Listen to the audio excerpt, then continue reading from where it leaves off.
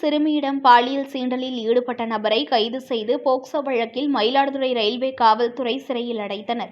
மயிலாடுதுறை அருகே ஓடும் ரயிலில் சிறுமியிடம் பாலியல் சீண்டலில் ஈடுபட்ட நபரை மயிலாடுதுறை ரயில்வே இரும்பு பாதை போலீசார் கைது செய்து போக்சோ வழக்கில் சிறையில் அடைத்தனர்.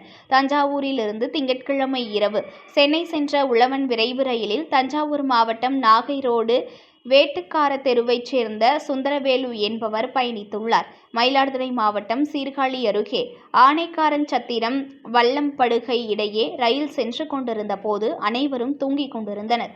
அப்போது அதே பெட்டியில் பயணித்த 14 வயது சிறுமிக்கு சுந்தரவேலு பாலியல் சில்மிஷம் செய்துள்ளார். சிறுமி கூச்சலிட்டதை தொடர்ந்து சிறுமியின் பெற்றோர் சுந்தரவேலுவை பிடித்து ரயிலில் பாதுகாப்பிற்கு வந்த போலீசாரிடம் ஒப்படைத்தனர். இதையடுத்து சிதம்பரம் ரயில் நிலையத்தில் சுந்தரவேலுவை இறக்கிய போலீசார் அவரை மயிலாடுதுறை ரயில்வே இரும்பு பாதை காவல் நிலையத்திற்கு அழைத்து வந்து சிறப்பு உதவி ஆய்வாளர் முத்துக்குமாரசாமி மற்றும் போலீசாரிடம் ஒப்படைத்தனர்.